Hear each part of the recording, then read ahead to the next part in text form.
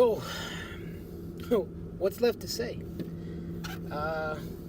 We put the mats down. Like I did anything. Actually, I did help put the mats down. I mean, my students, they're amazing. I don't know. I don't even know what to say. Yeah, put the mats down. Painted the majority of it. Boarded off Alex and Victor, old buddy, old student of mine, probably gonna make his comeback pretty soon. You know, also one of the OG squad, original misfit. God, I hate cabbies. But if you're a cabbie, you want to come train, get a cabbie discount. So, I mean, we're good to go. It's Friday. I got a special, invitational only, soft opening, kind of soft opening. That sounds very weird. Not a grand opening because we still have a lot of work to do, but current students are welcome to come train, and we're good to go, man.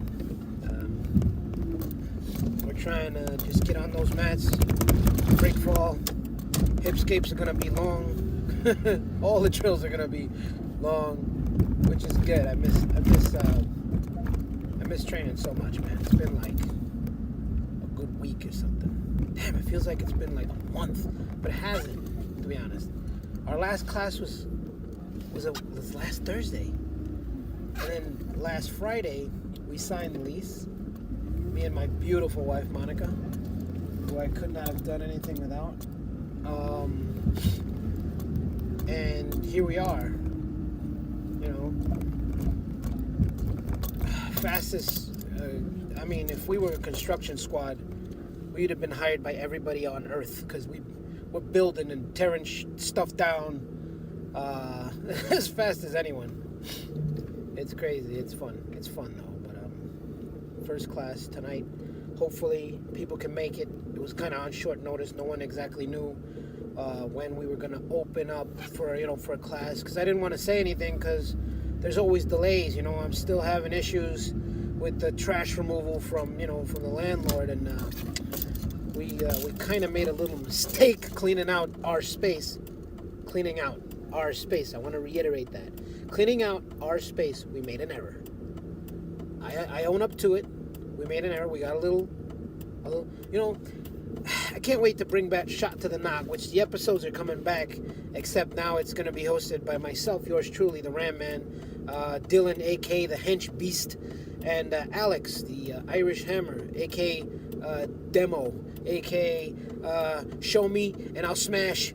We're gonna tell a few stories. We have a few stories. Dylan has a story. Alex has some old stories plus some new stories with this with the demoing of the area, especially what happened yesterday. I kind of feel bad about what happened yesterday. I do, because it was inadvertent. It's not like I meant to do it. It's not like I knew it. It's not like they told me, hey, don't do this here, because this here is important. But we'll let you know about that. I'm trying to make this turn. Oh man. Funny thing is, man, I found parking every single day since I moved here, and today, nothing. All right. Well, we'll see. There's a guy smoking a cigarette outside. Whatever. So, I'll see you guys pretty soon. Is this a parking spot? Of course it isn't. Stay tuned, guys. We've got more video coming pretty soon. You're too slow, sir. I'm gonna have footage of training tonight. It's gonna be fun. And let's see who shows up. Even if it's 2 people, I'm gonna be happy just to break my fall on those mats. First time. All right, guys.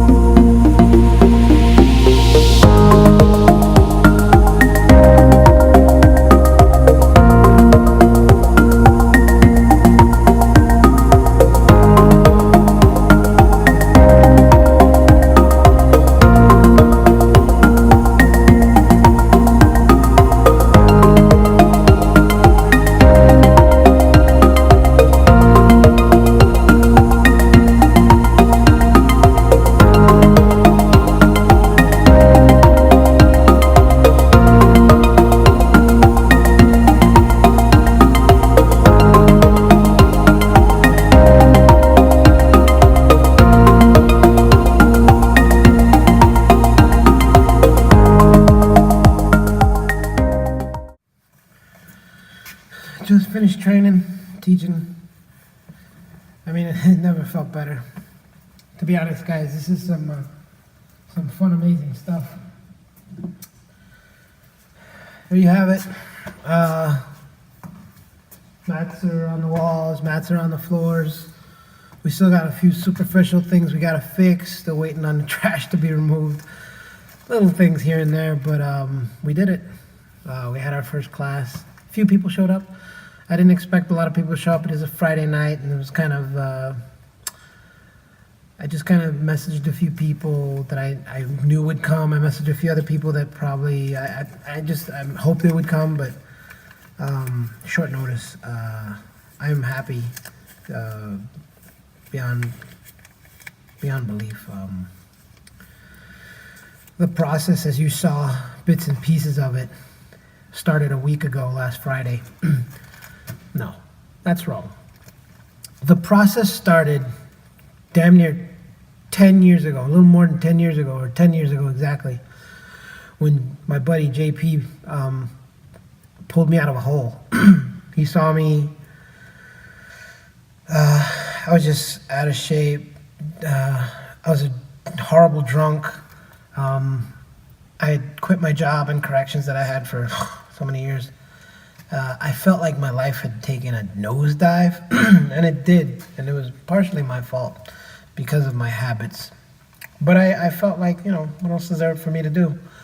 I really thought corrections was the be-all, end-all. I thought that was it for me. I said, I'm good at this, and I was good at it. I really was. And I was damn good at it. I really was. I was on my way to, becoming a supervisor, a captain. I was studying to be part of gang intelligence. I was really on my way up. But things didn't work out. And I quit. So, downward spiral. JP saw me in a hole. JP said, "Hey, Eric, try jiu-jitsu." He didn't even do that, actually. He fooled me. He says, "Let's go to this place." We ended up at Lotus Club, and I met the two instructors there, and I really didn't know what to expect. Then he took me right next door to KeikoUSA.com, and he bought me my first gi. I think I mentioned this in the podcast, but it's cool that I'm saying it because it all connects to this. And he was actually already training prior. I don't know exactly. I think he was training secretly. I don't know if it was a month. I can't remember exactly. You know how long you were training for before me. But he fell in love with it, and we decided to do it together. He paid 6 months up front for me, which is amazing. And then what happened was I fell in love with jiu-jitsu. I was getting my butt whipped every day by some just gigantic men, and then smaller guys, and then younger kids that were kicking my butt, which is a mind job if you've never trained. Having some 12-year-old kid or 12-year-old teenage girl beat your behind makes you feel a little off. But that's the beauty of it. And I never looked back. A couple years later, I was teaching a kids class. A couple years after that, I was doing privates at blue belts in people's basements. I was teaching at karate schools. I was teaching at a taekwondo school where I met Pablo at blue belt. And it all just kind of snowballed and roller coastered up and down and up and down and up and down. And it all started with my buddy JP, man. And thank you, brother. Without you pushing me, I wouldn't have gotten here. This is ours. This is yours. This is my students. Everyone that signs up to this gym, you're not just joining a school. You're not just joining a martial arts dojo. You're joining a family. Because everyone here cares about each other. And I'm sure you can say the same for any other dojo. But I like to take pride in the way I run my gym. I like to think that each person that joins the gym, I give them a piece of myself. Whether they stay or not, I give them a piece of me. And they take it with them. whether they forget me or don't, there's always a little bit of me in them. That sounds weird. Let me rephrase that. I give them a piece of knowledge that they can take wherever they go. And that little piece of knowledge might pop up once in their life, and they'll be like, oh yeah, that was that little short guy and he was cool. He was a funny guy.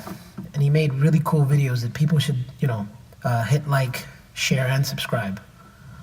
But this was a process of over 10 years of just grinding. And I want to thank my Professor Leo. I want to thank all my professors that I've ever come in contact with. Black belts that I've met. Jiva Santana I met, and I learned a lot from him. I learned a lot from Fabricio, and learned a lot from Eduardo. I learned a lot from Robson Maura. I learned a lot from a lot of people. Lucas Lepre. I managed to get a hold of these seminars, and I have a great memory, and they've influenced my jiu-jitsu in different ways. But Professor Leo, man, when I met Professor Leo, it's like I was a pretty pointy knife. I had a nice point to it, but I wasn't sharp. The knife was, you can stab, right? But you want to do a little more than stab. Leo sharpened this knife, man. He showed me a lot more than just jiu-jitsu. I learned a lot from him life-wise, and we fed off each other pretty well. We're really, really close friends. And it's cool that I met him at the time I did, because we became this team, little blue belt, super experienced black belt, and we formed this like Voltron, and it was amazing because the journey we took together, led him to Dublin and led me here, where I now have this, and it's amazing. I've worked very hard at this, and I want this to be a goal for everyone that watches this video, that it's not bullshit. If you really do want something, you can totally achieve it. I never would have thought that I'd own a gym, a dojo with mats, and be teaching. I never thought that would happen. I was always kind of just meh, okay, let's keep moving forward. But here we are, the Enigma, with some really freaking awesome students. And thank you, Alex. Thank you, Dylan. Thank you, Jay. Thank you, Al. Thank you, Greeks. Thank you. If I've missed a name, I'm sorry. There's so many names. Thank you. Are they playing me off? No, they can't do that. I'm staying on stage. No. Thank you, guys. We did this, not for me. We did this for everyone. Everyone that steps foot in this gym or has stepped foot in a gym with me teaching, past, present, future, whatever, have a goal in life and achieve it. Even if you think you can't, try. Because the only time you fail is when you quit, right? When you go, that's not for me, right?